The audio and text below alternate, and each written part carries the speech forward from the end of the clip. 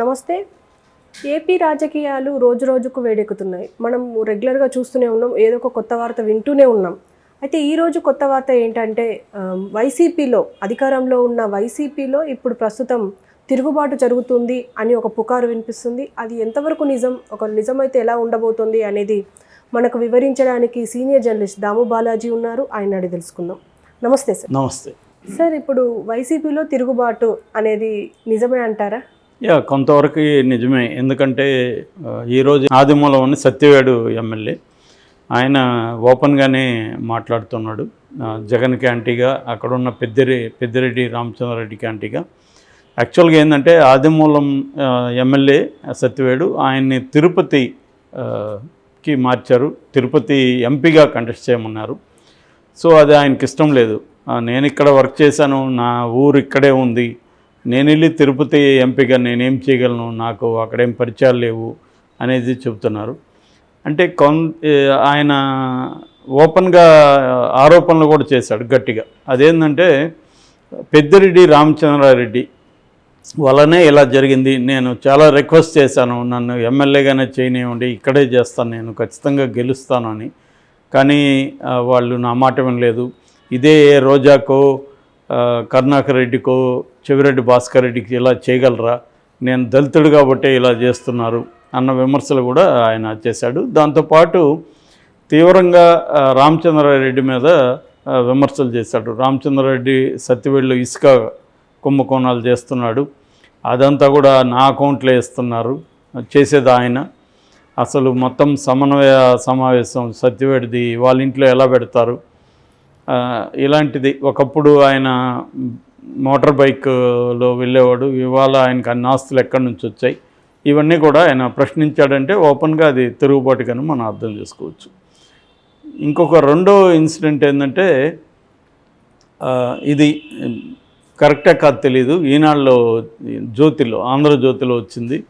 అది మామూలుగా ఆంధ్రజ్యోతి ఏం చేస్తుంటారంటే అప్పుడప్పుడు వాళ్ళు అంట అని రాస్తుంటారు, అందులో వాళ్ళ సోర్స్ ఏందో తెలీదు. అట్లాగే సాక్షిలో కూడా అంట అని వీళ్ళ మీద రాస్తుంటారు. ఈ విషయాలు మనకు తెలియదు, కానీ వాళ్ళు రాసింది మాత్రం చెప్పుకుందాం. అందులో ఏముందంటే కడప నుంచి ఒక ఎమ్మెల్యే వచ్చాడు జగన్ దగ్గరికి, అంటే పిలిపించాడు జగన్, ఈసారి నీకు సీట్ ఇవ్వట్లేదు, నివేదికలు నీకు యాంటీగా ఉన్నాయని చెప్పాడు. నాకు యాంటీగా ఉండడానికి నేనేమి చెడ్డ చేశాను, నేనేమన్నా మర్డర్లు చేశానా, లేకపోతే మర్డర్లు చేసిన వాడిని కాపాడానా అని డైరెక్ట్గానే జగన్ అటాక్ చేశాడు. అసలు నా పరిస్థితి కాదు, నీ పరిస్థితి బాగాలేదన్నాడు జగన్ని అని ఉంది దాంట్లో. ఆ ఎమ్మెల్యే ఎవరు ఏంటి అన్న పేరు కానీ ఏమీ లేదు. ఏదేమైనా జగన్ ఖచ్చితంగా వ్యతిరేకత అయితే ఉంది. అదేమీ జగన్ ఊహించింది ఏమీ కాదు, వాళ్ళు కూడా ఊహిస్తారు కదా. అంటే మనం ఇప్పుడు దాదాపు ఒక 34 మందిని రీషఫుల్ చేస్తున్నాం, కొంతమందికి టికెట్లు ఇవ్వట్లేదు అనుకున్నప్పుడు వీళ్ళు తిరుగుబాటు చేయరా, వీళ్ళు రెబల్స్గా మారరా, తెలుగుదేశంలోనో జనసేనలోకి వెళ్ళరా అనేది వాళ్ళు చర్చించకుండానే అవి చేయరు కదా. సో కాబట్టి ఇవన్నీ జగన్ నేను అనుకోవడం వాటన్నిటికీ ప్రిపేర్ అయ్యే అతను చేస్తున్నాడు. ఇవి వచ్చినప్పుడు ఇంకా కులాల సమీకరణాలు కూడా తెస్తారు. ఇప్పుడు ఆదిమూలం చెప్పిన దాంట్లో వాస్తవం ఏమి లేదు, ఎందుకంటే ఆయన దళితులకే చేస్తారు, రెడ్లకి చేయడం, రెడ్లకి కూడా చేస్తున్నారు కదా. కాపు రామచంద్రారెడ్డి ఊరు రాయతర్కం ఎమ్మెల్యే, ఆయనకి చేశారు కదా, ఆయన కూడా వెళ్ళి మాట్లాడుతున్నాడు కదా.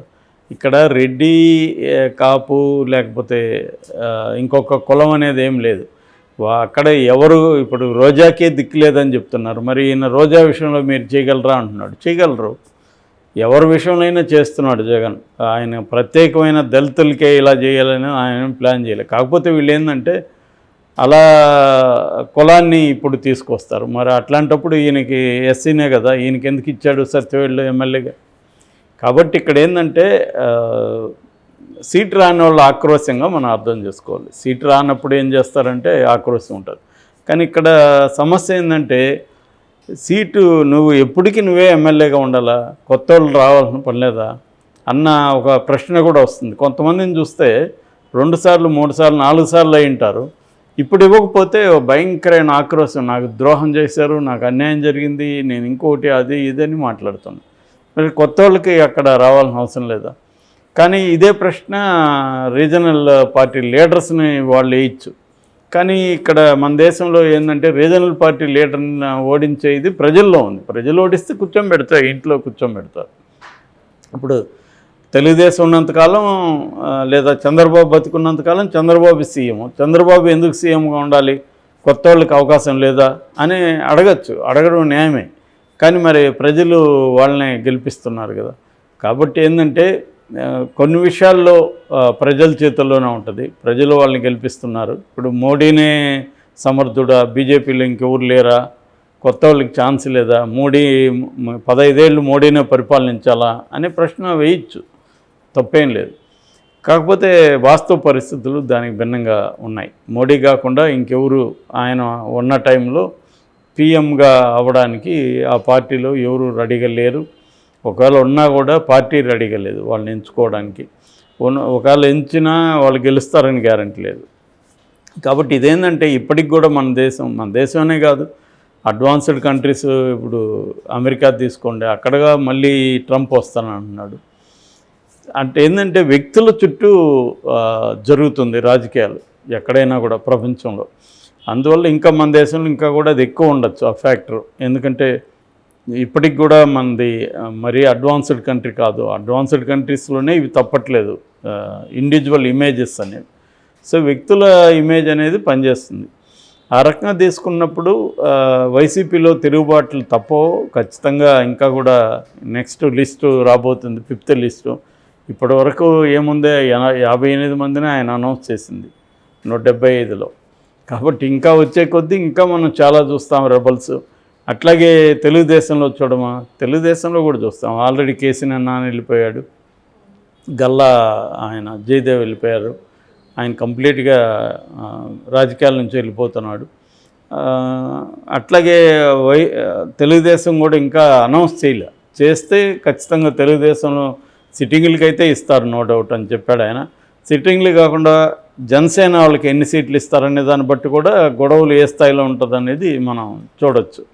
కాబట్టి అన్ని పార్టీల్లో కూడా ఈ గొడవలు ఉంటాయి. వైసీపీలో ఏంటంటే అతను కొద్దిగా డ్రాస్టిక్ నిర్ణయాలు తీసుకుంటున్నట్టుగా ఉంది. ట్రెడిషనల్ పాలిటిక్స్ చేయట్లేదు. ట్రెడిషనల్ పాలిటిక్స్ ఏమంటే ఆల్రెడీ సిట్టింగులకి కొంత భయపడడం అనేది ఉంటుంది. ఇక్కడ కూడా మనం కేసీఆర్ని చూసాం. కేసీఆర్ సిట్టింగులకే ఇచ్చాడు మ్యాక్సిమం. ఎందుకంటే ఆయన కొంత భయపడ్డాడు, వీళ్ళని తీసేస్తే. నిజానికి కేసీఆర్కి కూడా లాంగ్ బ్యాకే రిపోర్ట్ వచ్చింది, ఆయన నివేదికలు తెప్పించుకున్నారు. అందులో సిట్టింగుల్లో ఓన్లీ 30 మందే గెలుస్తారనేది కూడా అప్పట్లోనే లీక్ అయింది బయటికి. కానీ ఆయన ధైర్యం చేయలేదు, ఒకటి. రెండవది, సిట్టింగుల మీద నెగిటివ్ ఉన్నా నా మీద పాజిటివ్ ఉంది కదా, నన్ను చూసి వేస్తారనే ఒక ఓవర్ కాన్ఫిడెన్స్ ఆయన వెళ్ళాడు. సో దాని నుంచి కూడా జగన్ గుణపాఠం తీసుకొని చేస్తున్నాడు. అయితే జగన్ మీద ఒక విమర్శ ఏంటంటే ఆయన ఈ కటింగ్ అనేది స్మూత్గా చేయట్లేదని, రఫ్గా చేస్తున్నాడు. అది మనకు బయట అనుకుంటాము. మరి జగన్కి ఏంటంటే స్మూత్ అంటే ఏంటి, వాళ్ళతో మాట్లాడాలా, పదే బుజ్జగించాలా. నిజానికి అంత టైం జగన్ ముందు లేదు. సో అందుకని ఆయన వేరే వాళ్ళకి అప్పగిస్తున్నాడు, సజ్జలకి, ఇంకొకరికి. సజ్జల లాంటి వాళ్ళని విజయసాయి రెడ్డి, సుబ్బారెడ్డి ఇలాంటి వాళ్ళకి అప్పగిస్తాడు. వాళ్ళ మాట వాళ్ళు ఖాతరు చేయకపోవచ్చు. రెండోది, వాళ్ళు నాకు సీటే కావాలి, సీటు ఇవ్వకపోతే నాకు మీరు ఏ బుజ్జగింపులను పనిచేయవు అనుకునేటప్పుడు ఎవరు కూడా ఎంత బుజ్జగించినా ఏం జరగదు, లాభం లేదు. కాబట్టి అవన్నిటికి ప్రిపేర్ అయ్యే వాళ్ళు జగన్ చేస్తున్నాడు. దీన్నంతా ఎదుర్కొని వెళ్ళాలనేది అతను ఆలోచనగా ఉన్నాడు. మంచి చెడ్డు తను కొన్ని నిర్ణయాలు ఇలా తీసుకుందాం అనుకున్నాడు. దాని రిపర్కషన్స్ని, కాన్సిక్వెన్సెస్ని అతను ఫేస్ చేయడానికి రెడీగా ఉన్నాడు. రేపు పొద్దున తన నిర్ణయాలు తప్పన్నప్పుడు అతను ఇంటికి వెళ్తాడు. కరెక్ట్ అనుకుంటే మళ్ళీ అధికారంలోకి వస్తాడు. కానీ ఇక్కడ సీట్లు ఇవ్వలేని వాళ్ళు గొడవ చేస్తున్నారు. ఎందుకంటే కొంతమందికి అది నిజం కూడా, ఎమ్మెల్యేలుగా ఉండి ఎంపీలుగా వెళ్ళడం ఇష్టం ఉండదు. ఎందుకంటే ఎంపీ వెళ్ళిపోతే ప్రజలకు అంత దగ్గరగా ఉండే పరిస్థితి ఉండదు, తను నమ్ముకున్న వాళ్ళు ఉంటారు. రెండోది, వాళ్ళకు కూడా అధికారం ఉండదు ఎంపీస్కి. ఎమ్మెల్యేలకు అలవాటైపోయి వాళ్ళ చుట్టూ వందిమాగదులు, బ్యాచ్లు, ఈ లోకల్ పాలిటిక్స్ అంటాం కదా, ఇవన్నీ చేసేసి ఎంపీ అంటే ఢిల్లీకి వెళ్ళాలి, అక్కడ నిన్నోడు పట్టించుకోడు. సో ఈ కైండ్ ఆఫ్ ప్రాబ్లమ్స్ ఉంటాయి. కానీ ఇప్పుడు మరి పార్టీ నిర్ణయం అన్నప్పుడు ఇంకా తప్పదన్నమాట. నిజానికి ఆయనకేమి సీటు కూడా తీసేయలేదు జగన్. అటు నుంచి తిరుపతికి వెళ్ళమన్నాడు. తిరుపతికి వెళ్ళి చేయొచ్చు ఆయన. కానీ ఆయన ఏదో నాకు సర్టిఫికేట్ ఇస్తేనే చేస్తాను, లేకపోతే నేను మరి మొన్నటి వరకు ఎందుకు ఆరోపించలేదు ఆయన మీద, పెద్దిరెడ్డి మీద? ఇప్పుడు నీకు సీటు నీకు నచ్చలేదు కాబట్టి ఇప్పుడు వచ్చాయి. కాబట్టి దీనికి ఎవరు జనం కూడా పెద్దగా స్పందిస్తారని నేను అనుకోవట్లేదు. వాళ్ళకి కూడా అర్థమవుతుంది మనోడికి సీట్ ఇష్టం లేదు కాబట్టి ఇవన్నీ మాట్లాడుతున్నాడు. మొన్నటి వరకు ఎందుకు మాట్లాడలేదని ప్రశ్నిస్తారు.